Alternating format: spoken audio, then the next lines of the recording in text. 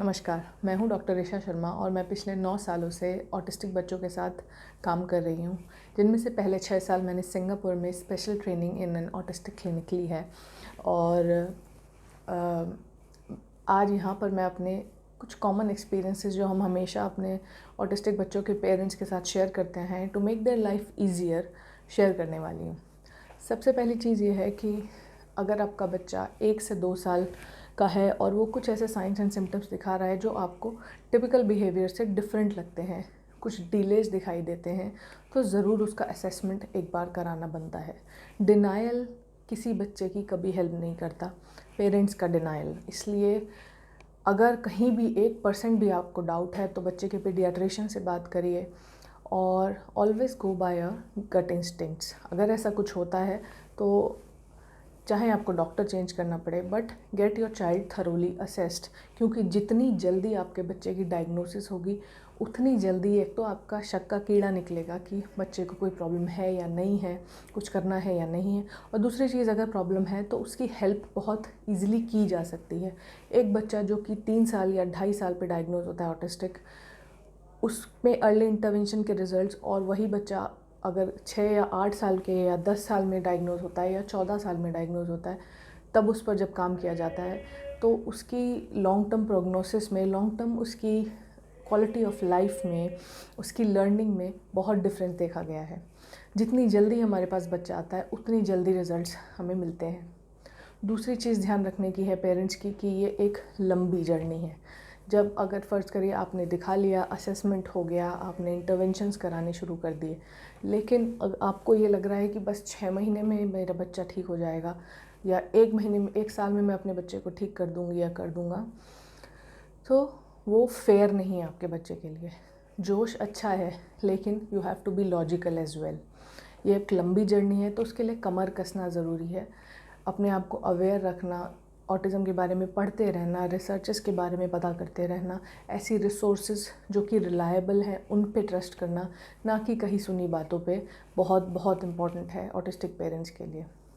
क्योंकि ये interventions with age, with the growth of your child and as per his personal needs change होती चली जाएंगी।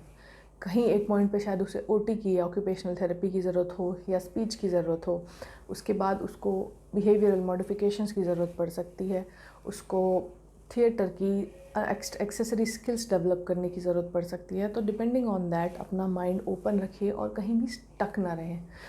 अपने कम्युनिटीज़ ऐसी जो कि ऑटिस्टिक पेरेंट्स की हैं उनसे जो बात कनेक्टेड रहिए। इंटरनेशनल, नेशनल बहुत सारे ऐसी ऑर्गेनाइजेशंस हैं जो कि अवेयरनेस क्रिएट कर रही हैं इस फील्ड में।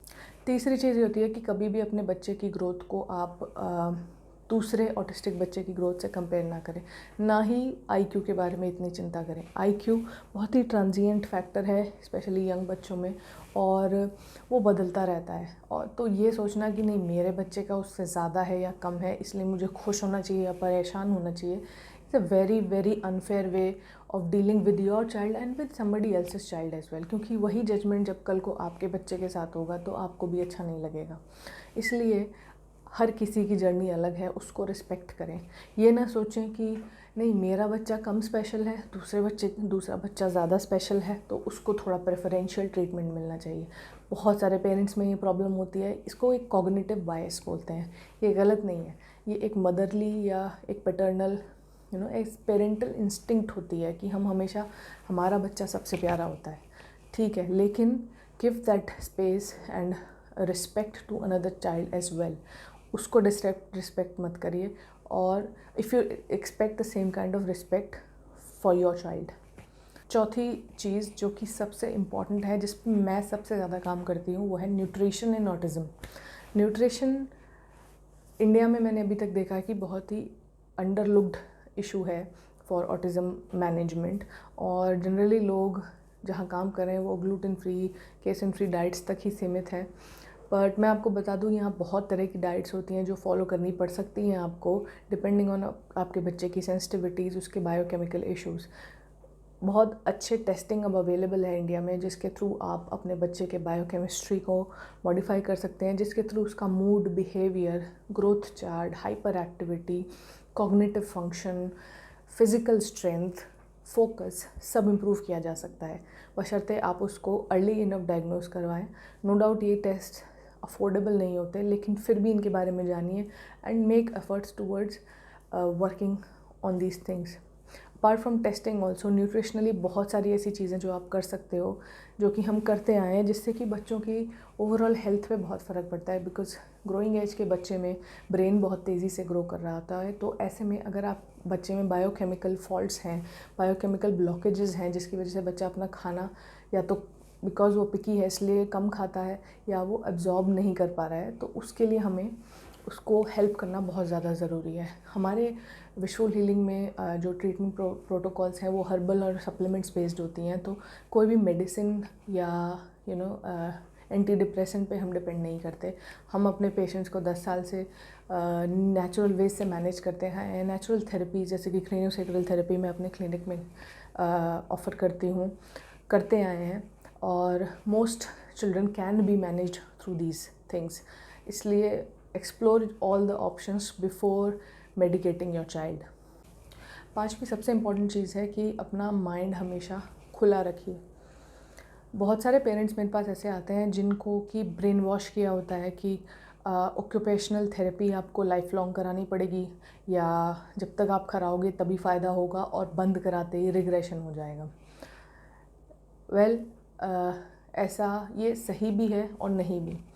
डिपेंडिंग ऑन इंडिविजुअल चाइल्ड, बच्चे की needs, occupational therapy may be necessary at certain point, लेकिन it is not everything.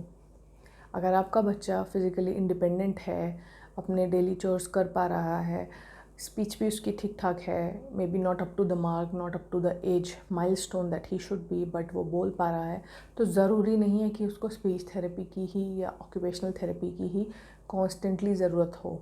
Sensory issues एक बहुत बड़ा वर्ड जो पेरेंट्स यूज़ करते हैं बच्चों के लिए।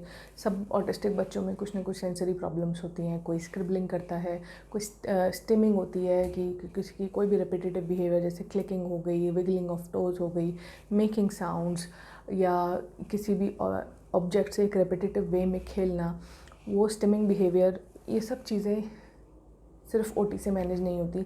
कुछ चीज़ें आपको बिहेवियरली भी मैनेज करनी होती है, जिसके लिए और थेरेपीज़ भी हैं। पेरेंट्स की ट्रेनिंग ज़रूरी होती है इसमें, ना सिर्फ कि आप उसको एक सेट वे में थेरेपी कराई जाए। और कई बार आपको अपने थेरेपिस्ट की लिमिट्स भी असेस करनी पड़ जाती है कि ऐसा हो सकता है कि इनिशियली आपको एक थेरेपी से फ़ायदा हो रहा है एंड उसके बाद आपको नहीं हुआ। So you have to constantly monitor कि क्या चीज़ आपको फ़ायदा कर रही है, कहाँ तक फ़ायदा कर रही है, और कब टाइम आया है स्विच मारने का। तो डरिए मत, ये ना सोचिए कि आपका बच्चा इस थेरेपी पे डिपेंडेंट है और आप उसे बंद कर दोगे तो वो रिग्रेस करने लग जाएगा, या यू माइट गो नेगेटिव। अगर आप एक अवेयर पेरेंट हो and you are doing all you can, तो रिग्रेशन होने के चांसेस कम होते हैं। But also it is individual as well. अगर आप एक्चुअली देख रहे हो कि आपकी थेरेपी से बच्चे में फ़र्क पड़ रहा है और आपने बंद करा दी, you might not see the right results, क्योंकि घर से भी आपको बहुत चीज़ें मैनेज करनी है। अगर आप 1 घंटा ओटी करा रहे हो अपने बच्चे को, लेकिन घर में आप उसका कोई रेसिप्रोकेशन नहीं करा रहे, घर में उसकी अपोजिट एक्टिविटीज़ हो रही हैं, तो आप थेरेपी से रिज़ल्ट कैसे एक्सपेक्ट कर सकते हो। तो ये याद रखना बहुत ज़रूरी है कि बच्चा थेरेपी सेंटर में शायद 3-4 घंटे रहता है, लेकिन बाकी के 20 घंटे वो आपके साथ है। तो वो जो थेरेपी है, जो फीडबैक है, जो आप एज पेरेंट्स अपने बच्चे को दे रहे हो, वो कांस्टेंट है। टायरिंग है, एग्जॉस्टिंग है, लेकिन वो फीडबैक ही आपकी थेरेपी से बेस्ट रिजल्ट्स आपके बच्चे में लेकर आएगा। इसलिए ये ना सोचें कि मैंने थेरेपी करा ली है, मेरी जॉब पूरी हो गई है, या फिर मैंने थेरेपी कराई, घर में मैं चाहे जो भी करूं रिज़ल्ट थेरेपी से आना चाहिए था। It's not the same thing. आपको हमेशा अपने बच्चे की इंडिविजुअल नीड्स असेस करते रहना पड़ेगा, अपने डॉक्टर से टच में रहना पड़ेगा टू सी कि हम कहाँ पर प्लेटो आ रहा है, कहाँ पर उसकी नीड्स चेंज हो रही हैं, क्या चीज़ें उसने ओवरकम कर ली हैं। एक लॉग बना के रखिए जिसमें कि आप उसके अचीवमेंट्स एंड टारगेट्स मेंशन कर सकते हो। मैं ये नहीं कह रही कि उसकी वीकनेसेस नोट डाउन करें, you just have to see a growth chart. और लास्टली एक बहुत इंपॉर्टेंट बात जो मैं अपने सारे ऑटिस्टिक बच्चों के पेरेंट्स को बताती हूँ कि आपके बच्चे की ग्रोथ कभी भी लीनियर नहीं होती है। It will always go up down up down up down up down, because life भी ऐसे ही होती है। आप एक पाथ फॉलो करोगे, उसमें आपका बच्चा हो सकता है बीमार पड़ गया बीच में, या उसकी कोई फ्लेयर अप्स आ गई, कुछ और कंडीशंस आ गई, उसकी नींद ख़राब हो गई एक हफ्ते के लिए, एनवायरनमेंट चेंज हो गया, ये सब चीज़ें उसके क्रेस्ट एंड ट्रफ्स बनाते चले जाएंगे उसके पाथ में। लेकिन जब हम टोटल एवरेज देखते हैं तो इधर से लेके उधर तक बच्चा एक सर्टन एवरेज ग्रोथ गेन करके गया है। तो ये है रियलिस्टिक अप्रोच। उस अप्रोच से आगे बढ़ें तो आपको रिजल्ट्स भी मिलेंगे, सेटिस्फैक्शन भी मिलेगा, और आपका बच्चा काफ़ी कुछ अचीव कर पाएगा।